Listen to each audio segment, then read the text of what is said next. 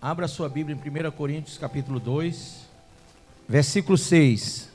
Entretanto, expomos sabedoria entre os experimentados, não porém a sabedoria deste século, nem a dos poderosos desta época, que se reduzem a nada.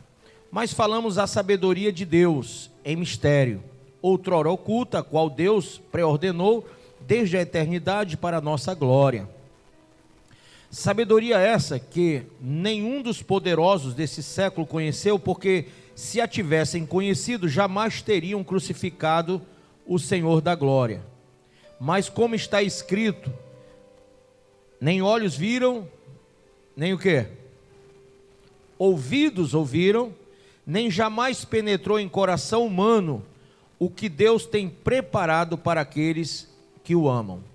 Mas Deus nos revelou pelo Espírito, porque o Espírito a todas as coisas perscruta, até mesmo as profundezas de Deus.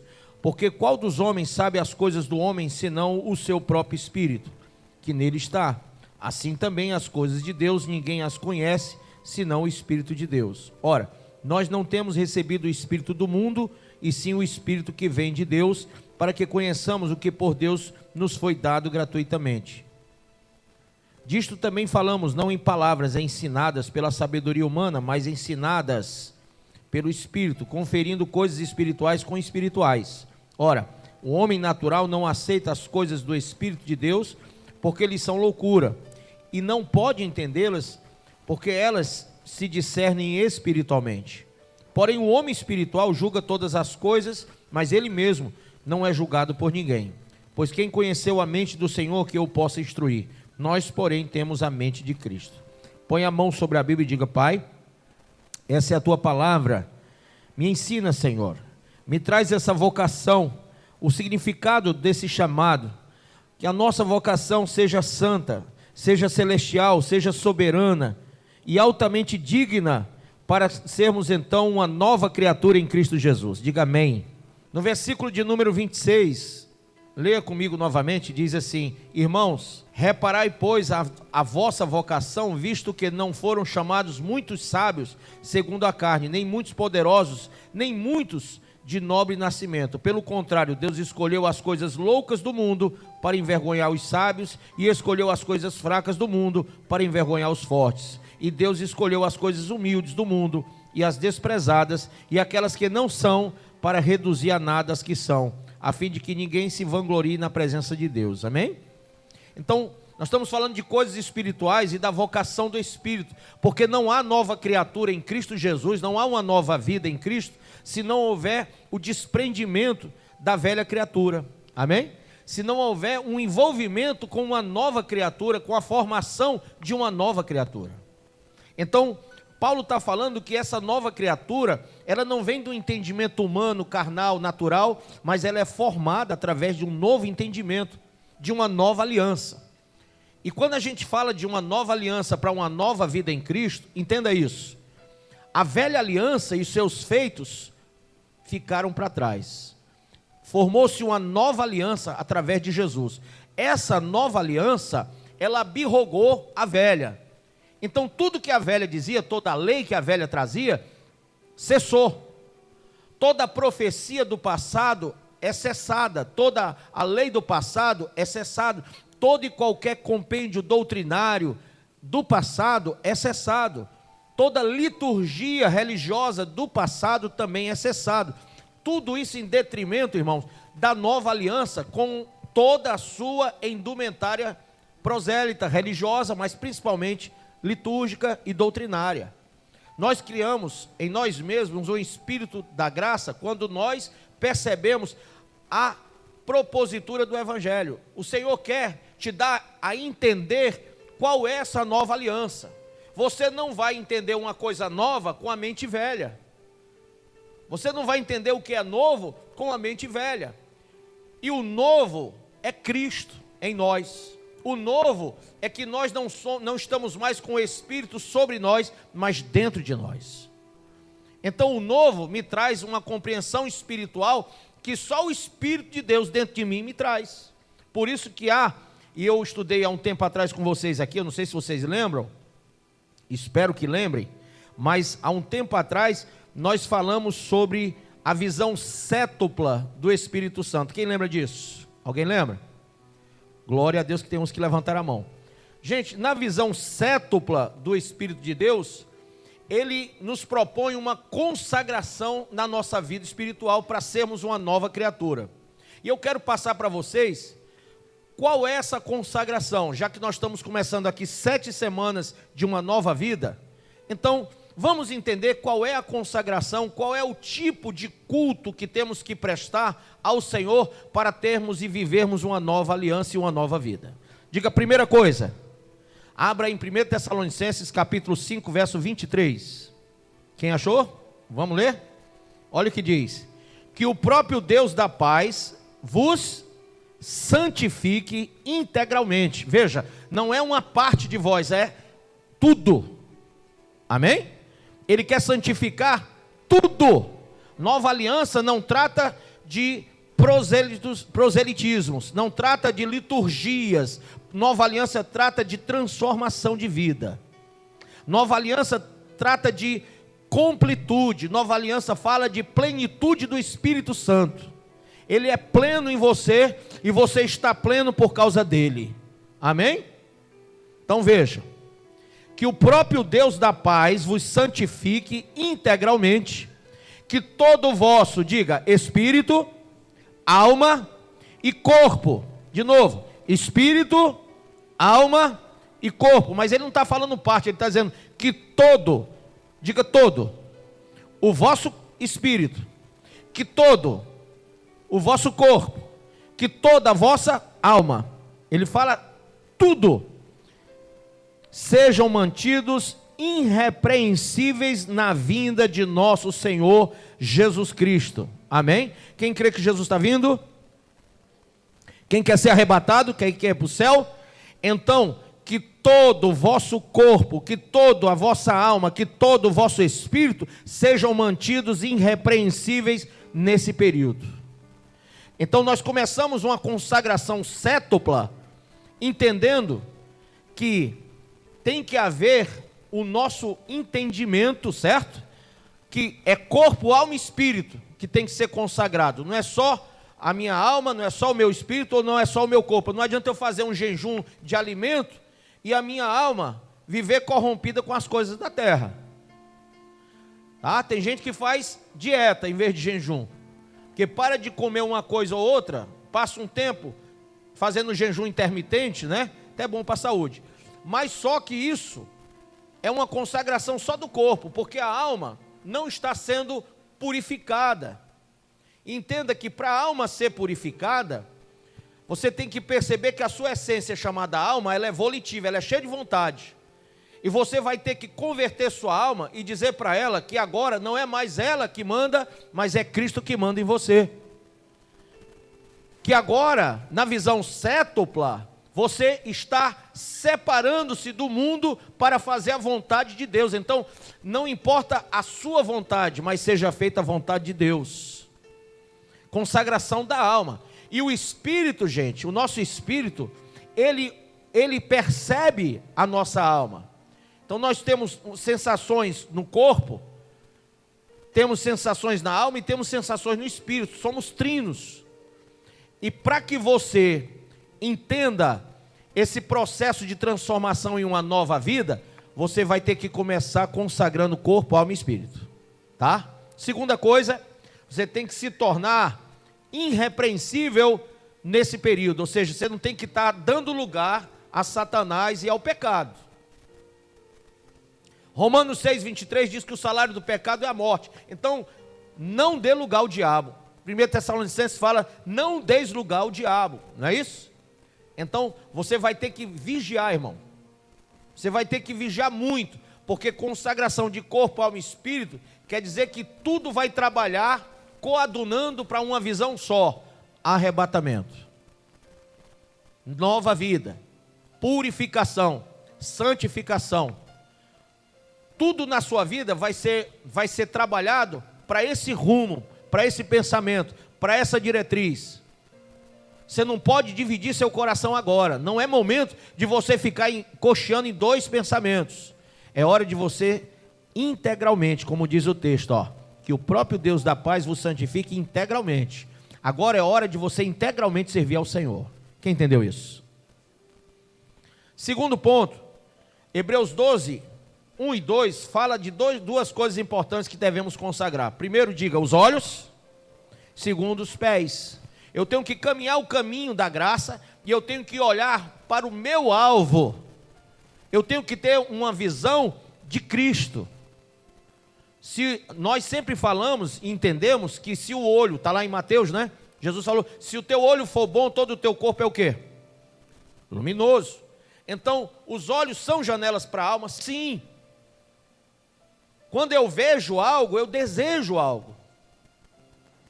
Eu tenho que entender que se a minha alma estiver em santificação, em purificação, quando os meus olhos olharem, a minha alma não vai requerer de mim o pecado.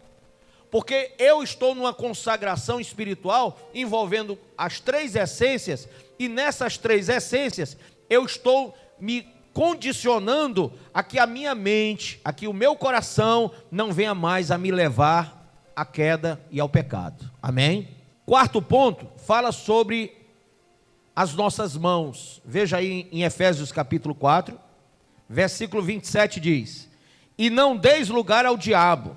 Aquele que roubava, não roube mais, pelo contrário, trabalhe fazendo com as mãos o que é bom, para que tenha o que repartir com quem está atravessando um período de necessidade. Não saia da vossa boca nenhuma palavra que cause destruição, mas somente a que seja útil para a edificação de acordo com a necessidade, a fim de que comunique a graça aos que a ouvem. Então, olha só, eu começo a entender que consagração cétupla envolve até mesmo o meu falar. Eu não posso, de forma alguma, falar coisas que não sejam de Deus e que edifiquem as pessoas. Nesse período final, onde eu tenho que ser a noiva de Cristo, a igreja que vai ser arrebatada, eu tenho que entrar numa consagração tal que eu seja edificante, que o meu testemunho de vida impulsione outras pessoas a servir o Senhor também, que as pessoas olhem para você como um exemplo de Cristo. Amém ou não amém? Você vai ganhar pessoas só pelo teu testemunho. São atitudes suas que vão mudar vidas. Tanto palavras que você vai dizer, como palavras que você vai ficar totalmente calado. Coisas que todo mundo esperava que você respondesse, que você reagisse, e você simplesmente se cala, numa passividade, que as pessoas dizem, puxa, não entendo, mudou desse jeito? Outra época era, agora não, está passivo, está tranquilo. O que é isso? Consagração cétupla, amém? É a consagração que você está fazendo e o Espírito de Deus está transformando a sua vida em uma nova criatura. Existe, irmãos, um pensamento que deve ocupar nossa mente, está lá em Colossenses 3, abre aí. Versículo 1 diz assim, ó, na plenitude de Cristo em nossas vidas, diz assim, portanto, visto que fostes ressuscitados com Cristo, buscai o conhecimento do alto, onde Cristo está assentado à direita de Deus. Pensai nos objetivos do alto e não nas coisas terrenas. Aí vem aquela coisa, quantos aqui têm pensado nos objetivos do alto, nas coisas de Deus? Quantos têm buscado a revelação de Deus para exercer a vontade de Deus? Você não está aqui para ter mais uma religião, você não está aqui para uma liturgia humana, religiosa, prosélita. Entenda, o motivo de você estar aqui é para se tornar uma nova criatura em Cristo. E se você entender que ser uma nova criatura é se lavar do seu passado, é deixar para trás as coisas que já foram, e entender coisas que Deus tem apresentado a você pela palavra e pelo Espírito, você vai mudar em muitas coisas. Você vai mudar em muitas coisas da sua vida. A Bíblia diz, já não sou mais eu que vivo, agora é Cristo que vive em mim. Então você vai mudar. É notório que uma nova criatura, ela é nova porque deixou as coisas velhas para trás. Então você não pode estar ainda nessa velha aliança cheia de liturgias, de repetições, de rezas, de orações decoradas, de atitudes decoradas, coisas que cansam o Senhor. Deus está cheio dessa liturgia religiosa que não faz diferença na vida de ninguém. Abra aí, por favor, Isaías 1. Veja como Israel entrou em escárnio, entrou em total confronto com a pessoa de Deus, porque Israel começou a praticar coisas terríveis. Abra Isaías 1. Olha só, verso 2. Ouvi, ó céus, e dá ouvidos, ó terra, porque o Senhor é quem fala. Criei filhos e os engrandeci, mas eles estão revoltados contra mim. O boi conhece o seu possuidor, o jumento o dono da sua manjedoura, mas Israel não tem conhecimento, o meu povo não entende. Ai desta nação pecaminosa, povo carregado de iniquidade, raça de malignos, filhos corruptores, abandonaram o Senhor, blasfemaram do Santo de Israel e voltaram para trás.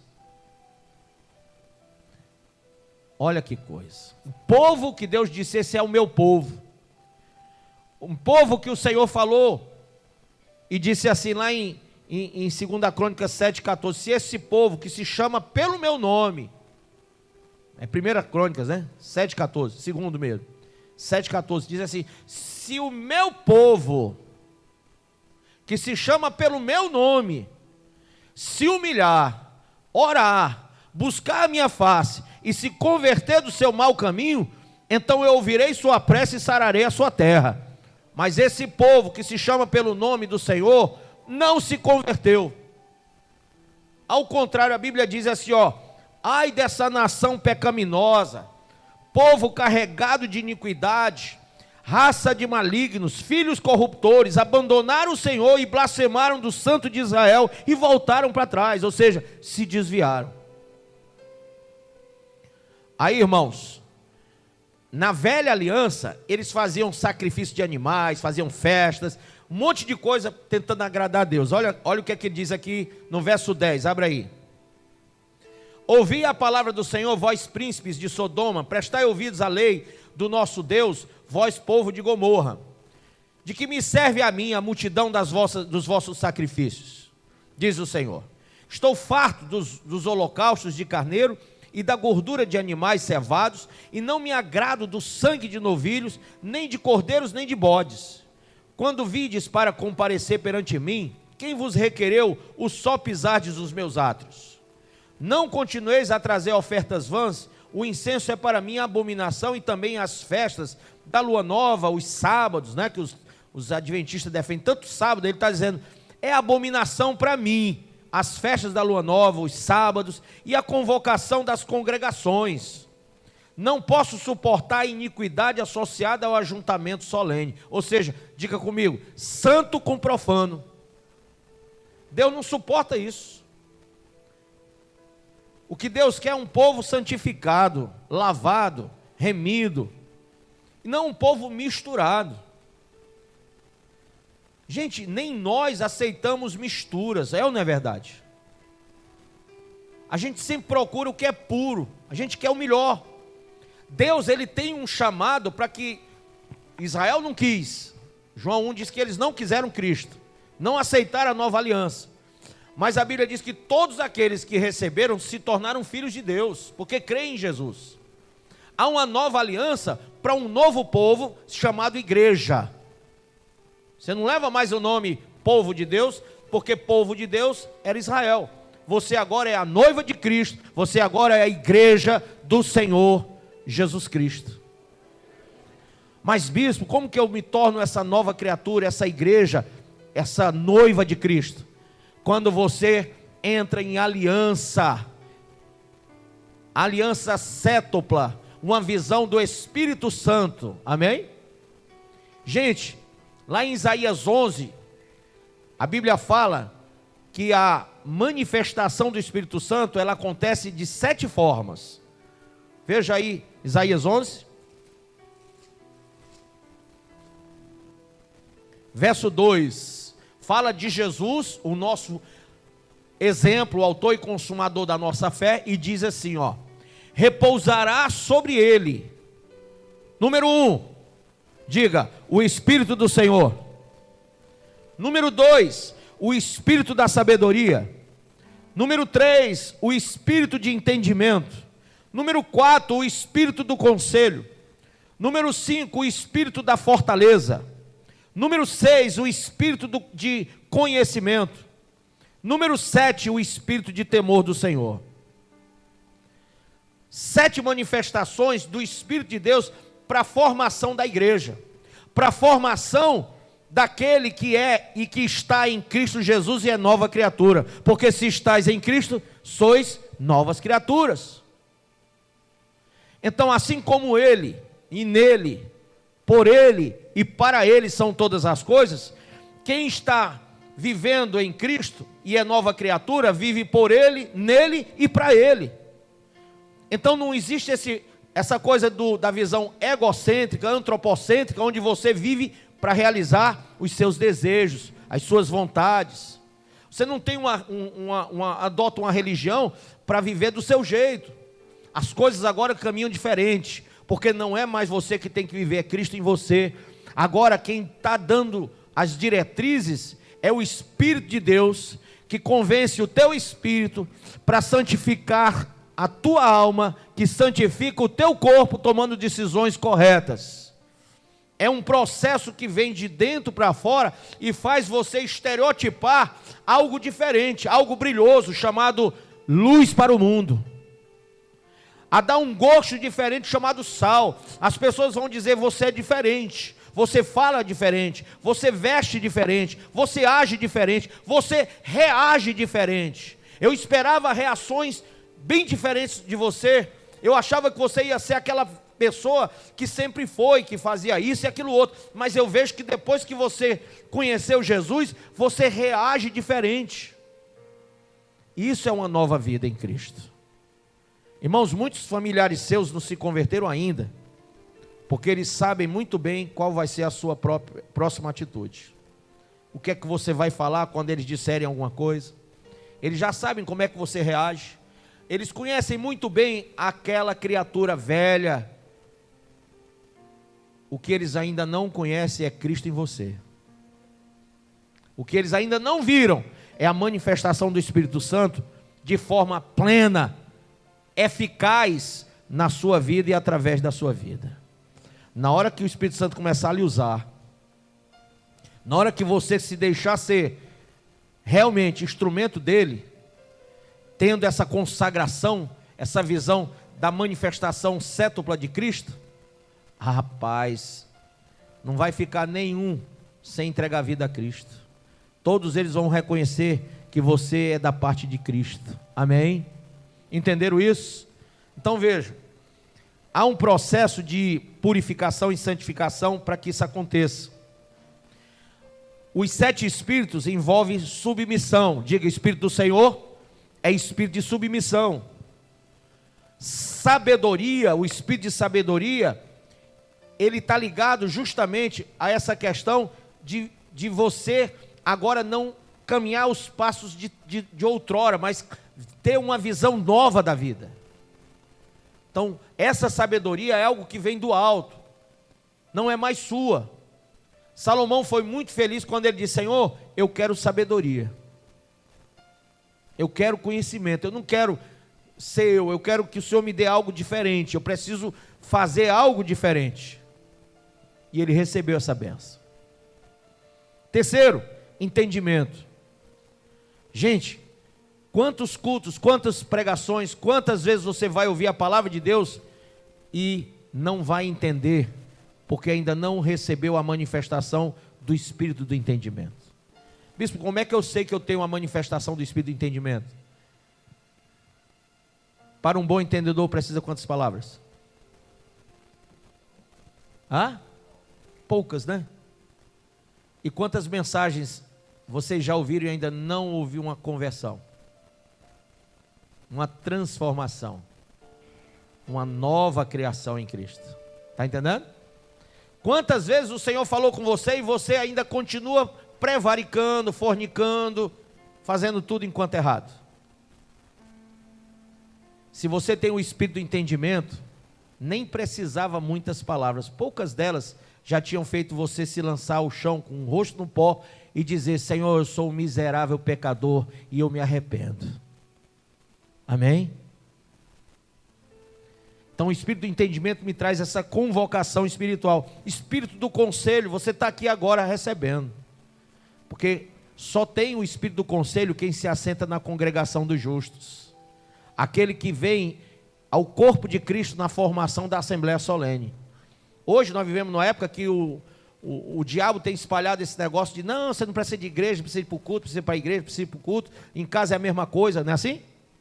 É não. Isso aí é para tirar de você a oportunidade de você ter o espírito de conselho. Ontem eu, evangelizando lá no Shopping Iguatemi com a turma da igreja, encontrei um cidadão lá, um senhor de meia idade, matemático e contador. E eu e minha mãe abordamos ele para evangelizá-lo. Ele disse que já leu a Bíblia várias vezes, e uma amiga dele leu 70 vezes a Bíblia. Gente, eu fiquei ouvindo ele falar que já tinha lido a Bíblia e tudo, e havia só um questionamento básico: de que adianta você ler e não entender? De que adianta? Se você, ele diz: eu leio em casa, eu não frequento igreja, nem católica, nem evangélica, eu fico lendo só em casa, eu gosto de ler. Eu digo: e qual foi a sua experiência com a Bíblia? Ele disse: eu li 30% dela, para mim era um livro normal. Mas depois dos 30%, eu senti uma diferença. Começou a mexer com a minha estrutura emocional e espiritual, e eu comecei a perceber que aquele livro não era comum não, porque eu ficava até arrupiado quando eu lia a Bíblia, e algumas coisas que eu nunca tinha entendido, eu comecei a entender, por causa daquela presença que eu comecei a sentir. E a amiga dele que leu 70 vezes disse: leia de novo, e leia de novo, e leia de novo. Ele disse: por quê? Porque a Bíblia é um livro inesgotável, quanto mais você lê, mais o Senhor vai te ensinar. Aí eu disse para ele: querido, ainda te falta uma coisa. Ele disse: o que é? Você tem que entender o espírito do conselho. Você disse que gosta de estudar, ele se gosta. Pois vem estudar na igreja, porque é lá na igreja que você recebe o espírito do conselho. É lá que você aprende. E se você não tiver congregado aprendendo, você não vai ter esse espírito aqui. E você vai ler, ler e reler e não vai entender. Porque o conselho de Deus, essa formação aqui, nela existe a manifestação cétupla do Espírito Santo, amém? Veio então o Espírito do poder. Você sabia que a manifestação do poder foi prometida lá em Atos 2? Joel, o profeta, disse assim, que haveria a descida do Espírito Santo. E Jesus declarou antes de ser assunto ao céu, ele disse: ficai aqui em Jerusalém, até que do alto sejais revestidos de poder. No dia lá em Pentecostes, no dia de Pentecostes, no capítulo 2 de Atos, a igreja primitiva recebeu o poder do Espírito Santo. E ele disse: e aí, ser-me-eis testemunhas em Jerusalém, Samaria e até os confins da terra. Bispo, como é que eu sei que eu recebi o Espírito do poder? Quando você começar a evangelizar, testemunhar, porque só testemunha quem tem poder. Sabia? Eu até quero, mas não consigo evangelizar, não tenho tempo, não tenho, sabe, às vezes dá um desânimo. Você não tem poder. Você pode conhecer Bíblia, mas se você não evangelizar, você não evangeliza, porque lhe falta o espírito de poder. Você tem que ser revestido do alto. Isso é algo que você aprende aqui na igreja, mas só do alto vem poder para você sair e evangelizar pessoas e ganhar almas. Tem muita gente que diz assim para mim: bispo, eu saio, mas não ganho uma. Falo, ninguém se converte. Está faltando poder. Está faltando poder. Espírito do poder. Se você buscar o espírito do poder de Deus, você vai falar e almas vão se converter. Um pregador norte-americano disse assim: eu era de uma igreja pequenininha, que eu orava, e aí 2, 3 pessoas recebiam o Espírito Santo. E o Senhor um dia falou para mim, disse assim: você vai descer em humilhação perante os meus olhos, você vai buscar a minha face, e vai chegar um dia que você vai orar, e eu vou encher 1000 pessoas. Passaram uns anos, e ele se humilhando e servindo o Senhor, fazendo a vontade de Deus, e ele chegou num canto que tinha mais de 1000 pessoas, e ele orou, e o Senhor visitou com o Espírito Santo, e 1000 pessoas foram batizadas do Espírito Santo. Passou mais um tempo, o Senhor disse para ele: vai chegar um tempo que se você descer mais ainda, casa do oleiro não é assim, né? Se você descer mais um pouquinho, e você buscar mais a minha face, e você entrar mais na minha vontade, você vai orar, e dezenas de milhares de pessoas vão receber o Espírito Santo. Se dezenas de milhares, mil eu já vi, mas dezenas de milhares. Aí ele foi e começou a pregar. Foi num congresso lá, tinha 22 mil pessoas. Gente, naquelas 22 mil, mais de 4 mil pessoas foram abençoadas. Aí ele pregava em todo canto que ele ia, televisão filmando ele. E ele orava para que as pessoas fossem cheias do Espírito Santo. E um dia o Senhor, ele estava na casa dele, aí ele falou com Deus, e o Senhor disse: você sabe, procura saber quantas pessoas estão agora cheias do Espírito Santo no teu ministério. Ele fez como se fosse um censo, e a notícia que ele teve, foi um ministério muito grande. Ele disse que, ele recebeu a notícia que durante o ministério dele, mais de 500 mil pessoas já haviam sido cheias do Espírito de Deus. E naquele dia que ele recebeu aquela notícia, veio a lembrança de anos atrás que o Senhor disse: se você descer mais um pouquinho, vão ser dezenas de milhares. Gente, todo o projeto de Deus para a nossa vida é grande, mas o que falta para nós é a gente descer a casa do oleiro, é a gente entender esse Espírito que se manifesta para fazer de nós uma nova criatura. O Espírito Santo está sempre tentando puxar você para o lado certo, e você teimando, sim ou não? Está sempre tentando fazer de você uma pessoa que vai para os cultos, que ora, que lê Bíblia, que evangeliza, que ganha alma, que ama vidas, e você sempre puxando para o outro lado. Então, não extinga o Espírito, não dê lugar ao diabo, e busque a presença de Deus. Desça mais um pouquinho a presença do Senhor. Espírito do conhecimento e o espírito do temor. Conhecimento, gente, é algo que está direto na minha cabeça. Eu procuro o tempo inteiro perceber, conhecer Deus, conhecer a palavra de Deus, conhecer o Espírito de Deus, e eu tento também me conhecer, porque quando eu quero resistir à vontade do Senhor na minha vida, então eu digo: rapaz, está aparecendo alguém aí que eu ainda não conhecia, e aí eu começo a confrontar a mim mesmo, e a quebrar qualquer grilhão que me tire da presença do Senhor. Por isso que lá na Santa Ceia, você vai participar da Santa Ceia hoje, lembre-se, examine esse homem a quem? Conheça a si mesmo. Por que que você é iracundo? Por que que você é teimoso? Por que que você está frio? Por que que você tem resistido à voz de Deus? Recalcitrado contra os agrilhões do Senhor, né? Por que que você está resistindo a um chamado que Deus tem para a sua vida? Deus está chamando você para uma grande obra, para estar firme na presença dEle. Por que que você ainda tem perdido tempo com coisas dessa terra? E o espírito, gente, do temor é algo fantástico, porque eu hoje, essa palavra temor, ela é muito forte para mim. Olha, o temor é princípio de sabedoria. Eu entendo que sem temor, a gente não é puro, a gente não é santo, a gente vive na prática do pecado, mesmo. Qualquer outra manifestação do Espírito Santo, sem o temor, não vai acontecer. Nós temos que ter a concepção de que temer a Deus é ser sábio. Eu tenho que aprender a temer o Senhor. Eu tenho que aprender a viver sobre a égide de uma nova aliança, com a nova doutrina que veio através dos apóstolos. E no meio de toda essa indumentária religiosa falsa que está sendo criada hoje, relativista, né? Que eu sempre falo isso para vocês, essa coisa das pessoas relativizarem a fé, a Bíblia, Deus. Em meio de todo esse desencontro espiritual que acontece hoje, pessoas que estão tentando doutrinar as outras por um caminho que não é o de Cristo, você tem que ter temor para não pisar fora. Nunca houve uma época de tanta iniquidade como agora.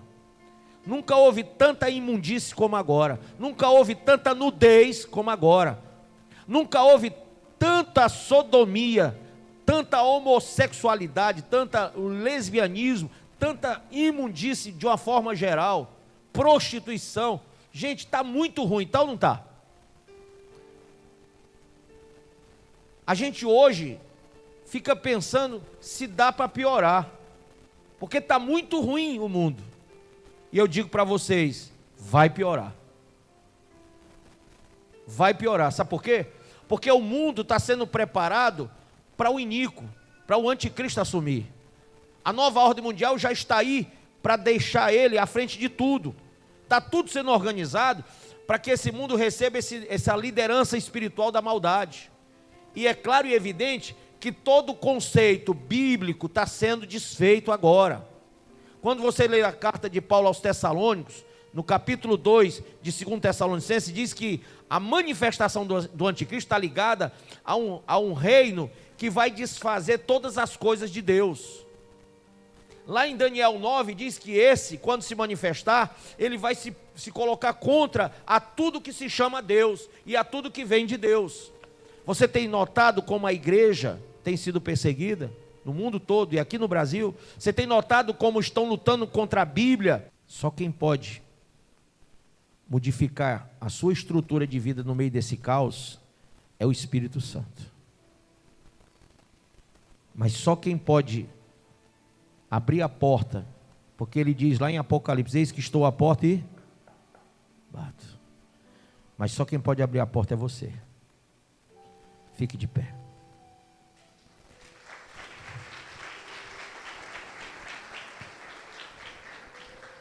Põe a mãozinha no seu coração, feche os seus olhos agora e pense: será que esse não é o momento que Deus reservou para que você entre em nova aliança? Eu sei que você talvez tenha a sua religião, o seu sistema doutrinário religioso, mas isso não importa. O que importa agora é viver pela palavra e pelo Espírito. O que importa agora é uma metanoia, uma transformação. O que importa agora é você dar lugar a Deus. O que importa agora é dar lugar a Deus. Se você não der lugar a Deus, não vai acontecer uma nova vida em Cristo.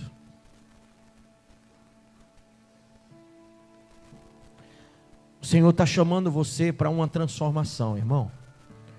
Um convertimento. Eu sei que você diz: não, bispo, eu já sou crente, mas isso não importa agora. Eu tenho pregado para crentes mesmo. O Senhor mandou eu santificar a igreja, purificar a igreja, restaurar o altar da igreja. O Senhor tem mandado a gente trabalhar em cima de crentes que estão frios, que estão mornos, que são laodiceanos, para que sejam Filadélfia.